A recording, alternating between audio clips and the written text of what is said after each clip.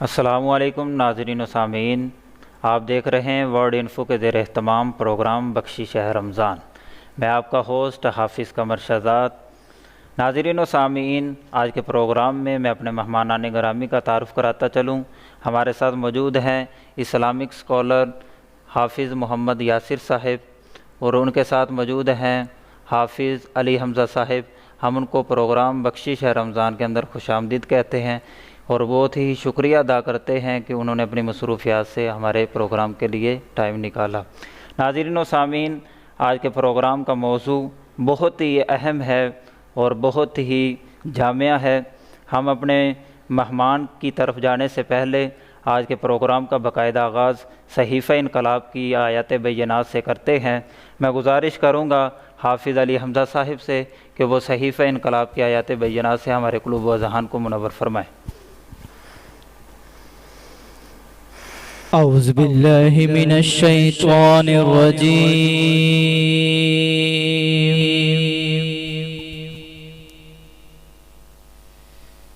بسم اللہ الرحمن الرحیم۔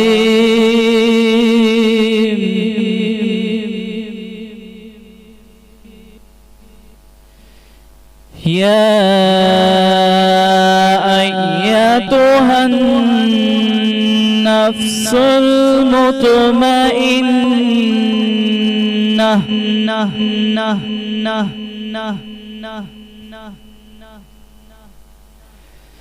ارجعی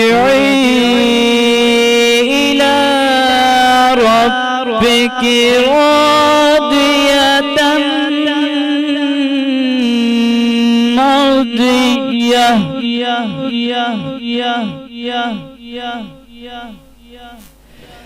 فادخلی فی عبادی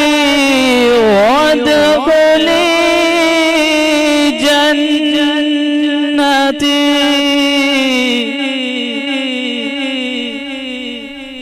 وادخلی جنتی۔ اللہ اکبر، بسم اللہ الرحمن الرحیم۔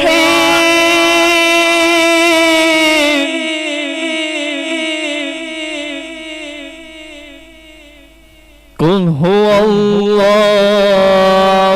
احد اللہ الصمد لم یلد ولم یولد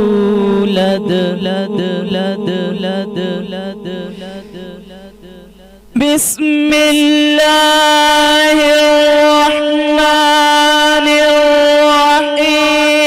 قل هو اللہ احد اللہ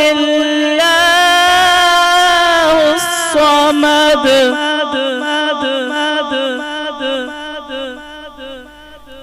قل هو اللہ احد اللہ الصمد لم یلد ولم یولد ولم یکن له کفوا احد۔ آمنت باللہ، صدق اللہ العظیم۔ ماشاءاللہ، بہت ہی خوبصورت انداز میں صحیفہ انقلاب کی آیات بینات سے ہمارے قلوب و اذہان کو منور فرما رہے تھے محترم جناب حافظ علی حمزہ صاحب۔ ماشاءاللہ، اللہ تعالیٰ ان کی آواز اور عمل اور علم میں ڈھیروں برکت عطا فرمائے۔ تو ناظرین و سامعین، اب ہم اپنے مہمان کی جانب چلتے ہیں اور ان سے سوال و جواب کا سلسلہ شروع کرتے ہیں۔ السلام علیکم سر۔ وعلیکم السلام ورحمۃ اللہ وبرکاتہ۔ سر، ہمارے ناظرین کو بتائیے گا کہ قرآن و حدیث میں والدین کا کیا مقام و مرتبہ بیان ہوا ہے؟ السلام علیکم ورحمۃ اللہ وبرکاتہ۔ محترم حافظ قمر شہزاد صاحب، میں سب سے پہلے تو آپ کا مشکور ہوں کہ آپ نے مناسب خیال کیا اور مجھے آج کی اس نشست میں آپ نے مدعو کیا، اور یقین جانیں کہ آج آپ نے ایک انتہائی اہم موضوع کو چھیڑا ہے، اور آج کے دور میں میں سمجھتا ہوں کہ اس کی ضرورت کہیں زیادہ بڑھ چکی ہے۔ والدین کے حوالے سے قرآن مقدس سے اگر رائے لی جائے تو اللہ رب العزت فرماتے ہیں وَقَضَىٰ رَبُّكَ أَلَّا تَعْبُدُوا إِلَّا إِيَّاهُ وَبِالْوَالِدَيْنِ إِحْسَانًا إِمَّا يَبْلُغَنَّ عِندَكَ الْكِبَرَ أَحَدُهُمَا أَوْ كِلَاهُمَا فَلَا تَقُل لَّهُمَا أُفٍّ وَلَا تَنْهَرْهُمَا وَقُل لَّهُمَا قَوْلًا كَرِيمًا۔ اب یقین جانیں کہ یہ آیہ مبارکہ جب اس کی تلاوت کی جائے اور اس کے بعد والدین کے ساتھ ہمارے جو مجموعی رویے ہیں انہیں دیکھا جائے تو جسم ایک دفعہ پانی پانی ہو جاتا ہے، رونگٹے کھڑے ہوتے ہیں کہ اللہ رب العزت نے کس قدر اہمیت دی کہ خالق کائنات نے اپنے معبود ہونے کا ذکر کیا اور اس کے علاوہ ہر چیز کی نفی کر دی، یعنی اپنے آپ کو معبود بیان کیا وَقَضَىٰ رَبُّكَ أَلَّا تَعْبُدُوا إِلَّا إِيَّاهُ، اور اس کے ساتھ پھر جوڑ دیا جس اہم ترین عنوان کو، وہ ہے والدین کے ساتھ حسن سلوک۔ اللہ نے فرمایا وَبِالْوَالِدَيْنِ إِحْسَانًا، اپنے والدین کے ساتھ حسن سلوک سے پیش آؤ۔ إِمَّا يَبْلُغَنَّ عِندَكَ الْكِبَرَ أَحَدُهُمَا أَوْ كِلَاهُمَا، والدین کے ساتھ حسن سلوک کا تو اللہ نے حکم دے دیا، اب اس سے آگے چل کے پھر اللہ رب العزت نے اس دورانیے کی بات کی کہ جس دورانیے میں حسن سلوک سب سے زیادہ مشکل کام ہوتا ہے۔ جب آپ بچپن میں ہیں اور والدین جو ہیں وہ جوانی کے عالم میں ہیں تو اس وقت تو سارا کچھ وہ کر رہے ہوتے ہیں نا، آپ کے لیے کما کے بھی لاتے ہیں، آپ کے اچھے پہننے کا، سونے کا، کھانے پینے کا، اٹھنے بیٹھنے کا، آنے جانے کا، ہر چیز کا انتظام وہ کر رہے ہوتے ہیں، تو اس وقت تو ان کے ساتھ حسن سلوک سے پیش آنا آپ کی مجبوری ہے، اس لیے کہ اس کے بغیر کوئی چارہ ہی نہیں۔ تو اس وقت تک تو اب اللہ نے اس دورانیے کو چھیڑا ہی نہیں، اللہ نے کہا اما یبلغن عندک الکبر، اس سے اگلی بات اللہ نے کی ہے، یعنی اس دورانیے میں اپنے والدین کے ساتھ حسن سلوک سے پیش آؤ کہ جب وہ بڑھاپے کی عمر کو پہنچ جائیں، احدہما او کلاہما، ان میں سے ایک ہو یا پھر دونوں، ان میں سے ایک ہو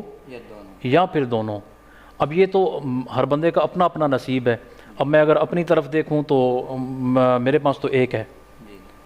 اب وہ خوش نصیب آدمی ہے جسے بڑھاپے کی حالت میں دونوں میسر آتے ہیں، ماں اور باپ دونوں میسر آتے ہیں۔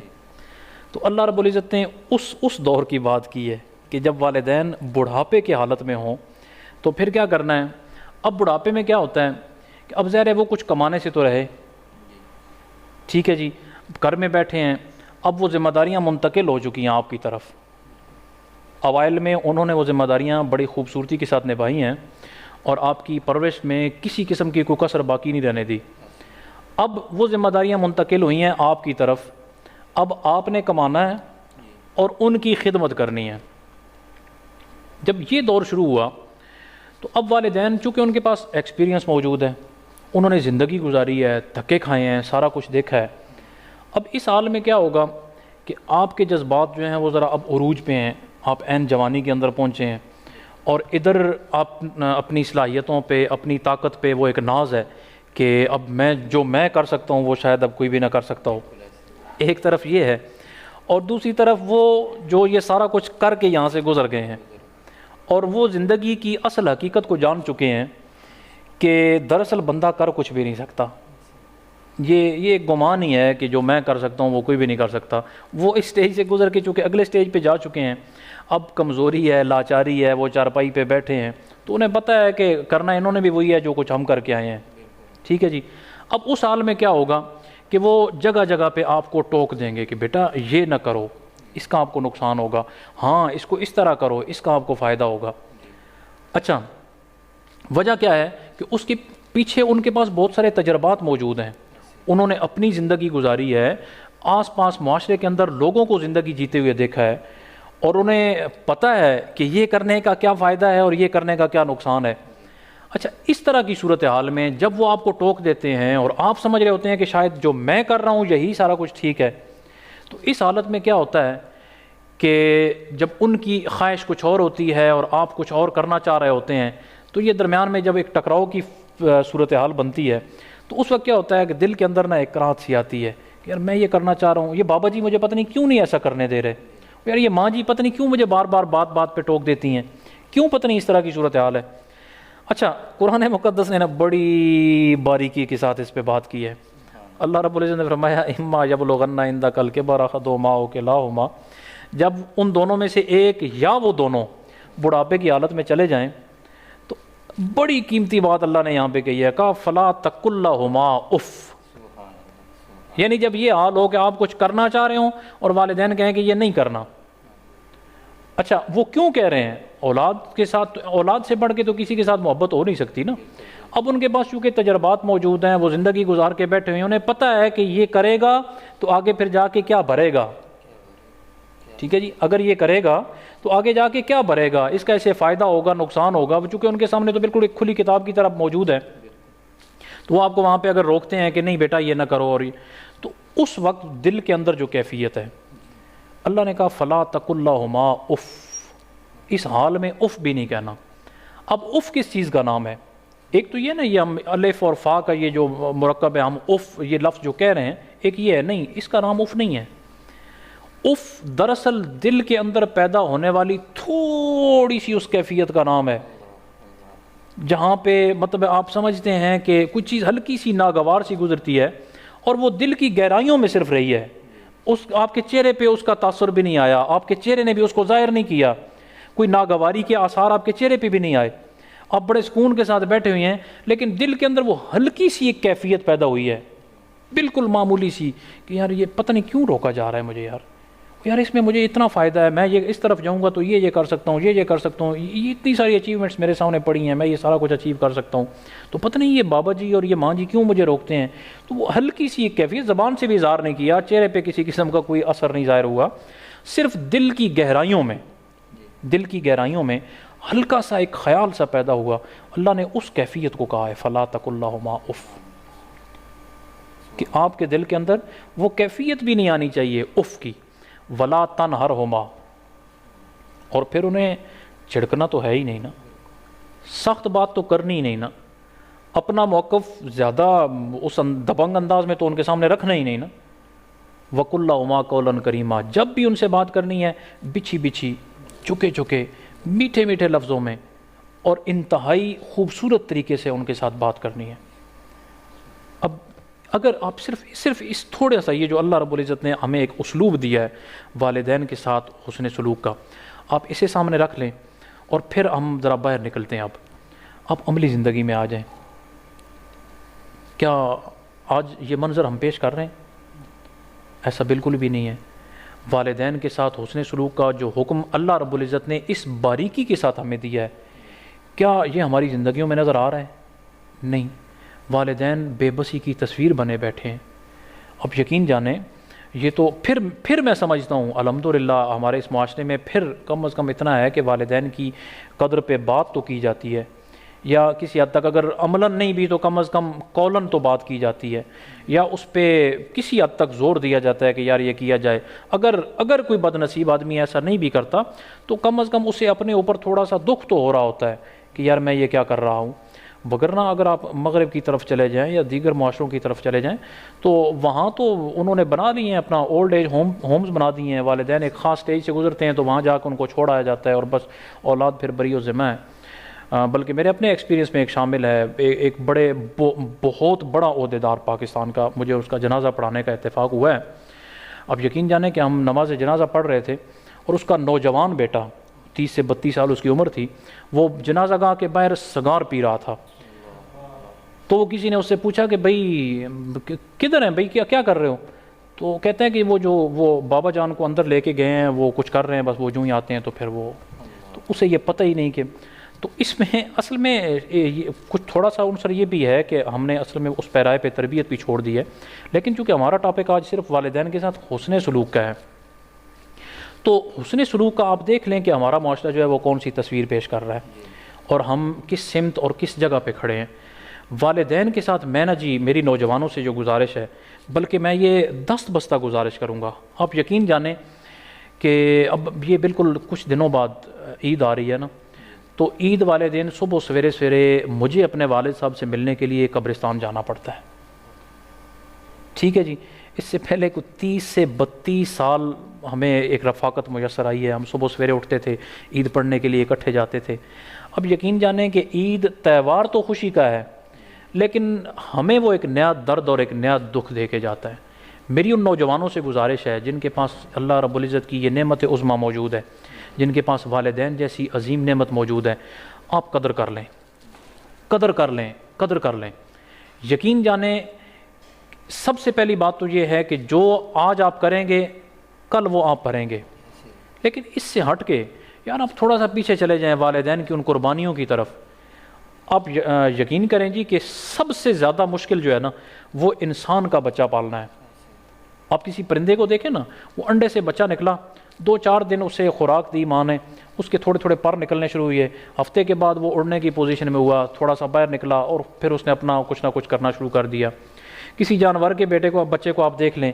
وہ گھنٹے 1.5-2 گھنٹے کے بعد اٹھ کے کھڑا ہونا شروع کر دیتا ہے، دوسرے تیسرے دن دوڑنا شروع کر دیتا ہے، کھانا پینا شروع کرتا ہے اور اس کی زندگی روٹین پہ آ جاتی ہے۔ انسان کا بچہ، میں اگر 2-2.5-3 سال لوگ کہتے ہیں، میں سمجھتا ہوں کہ 18 سال تک تو کم از کم اسے ماں پالتی ہے نا،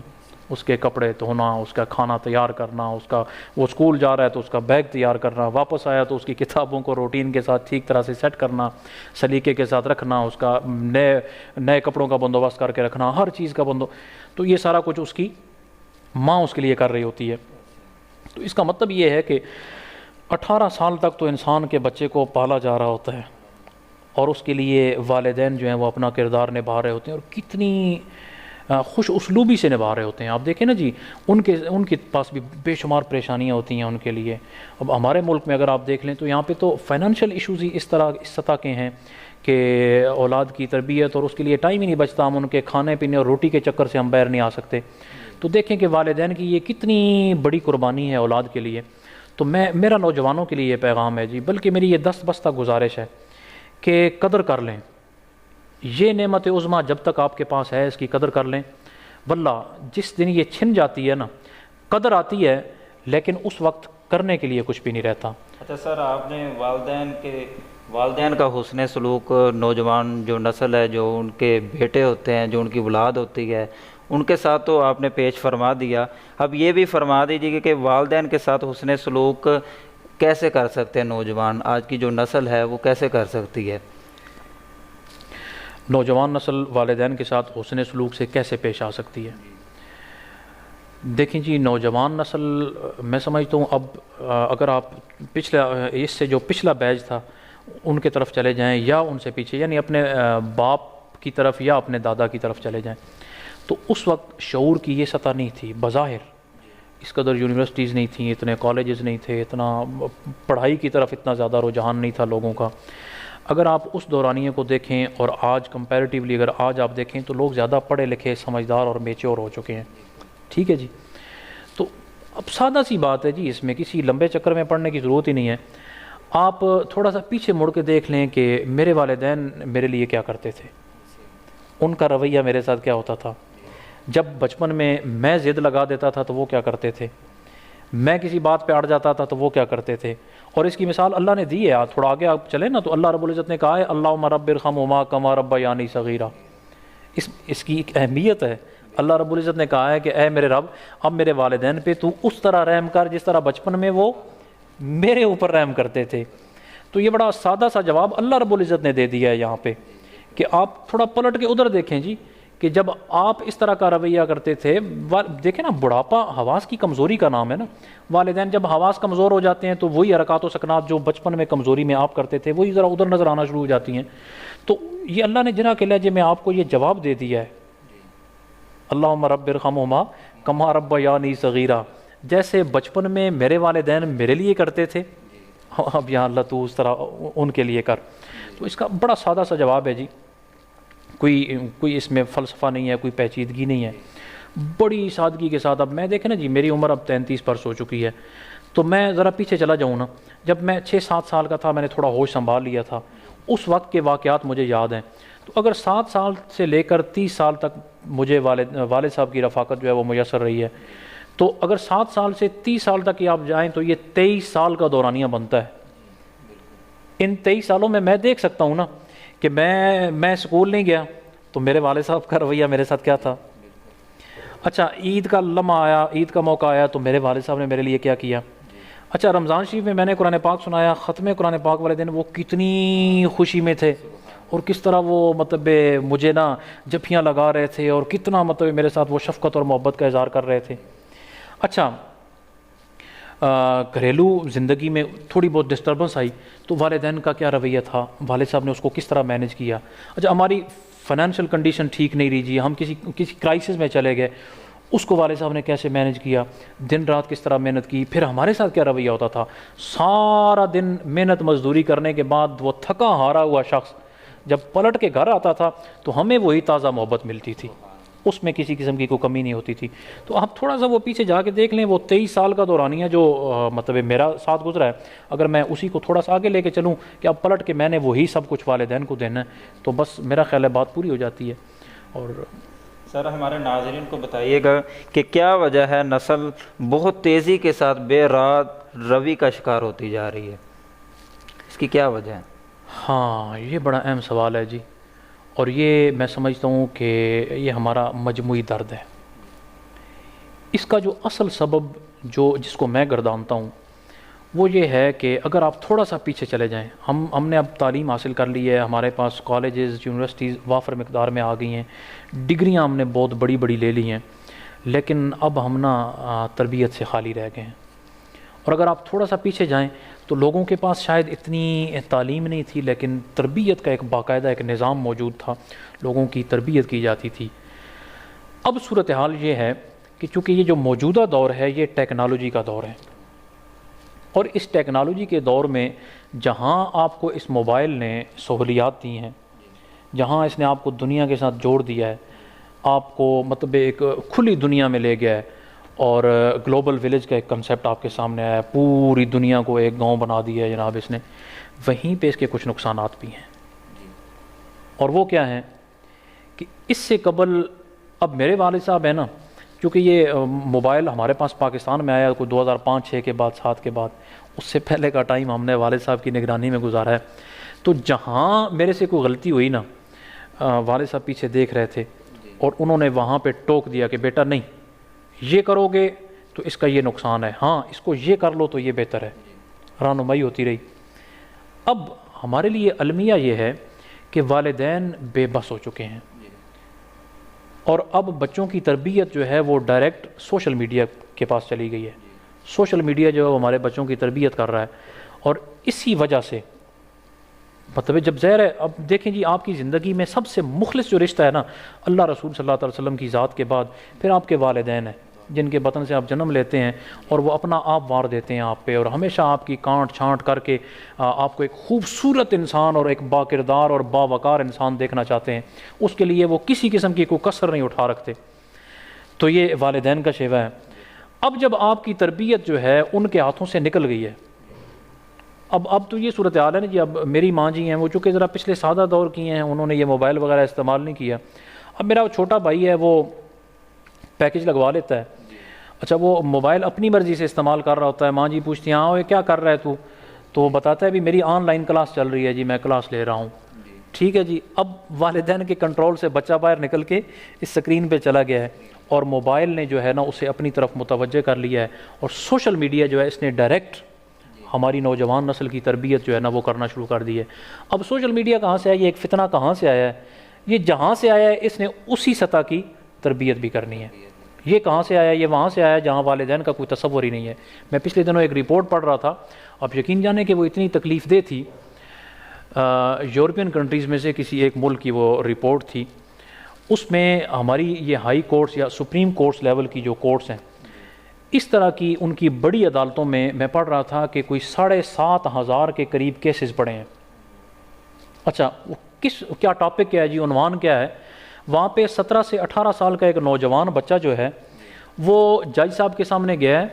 اور اس نے جا کے ریکویسٹ کی ہے کہ مائی لارڈ میری والدہ کو بلایا جائے,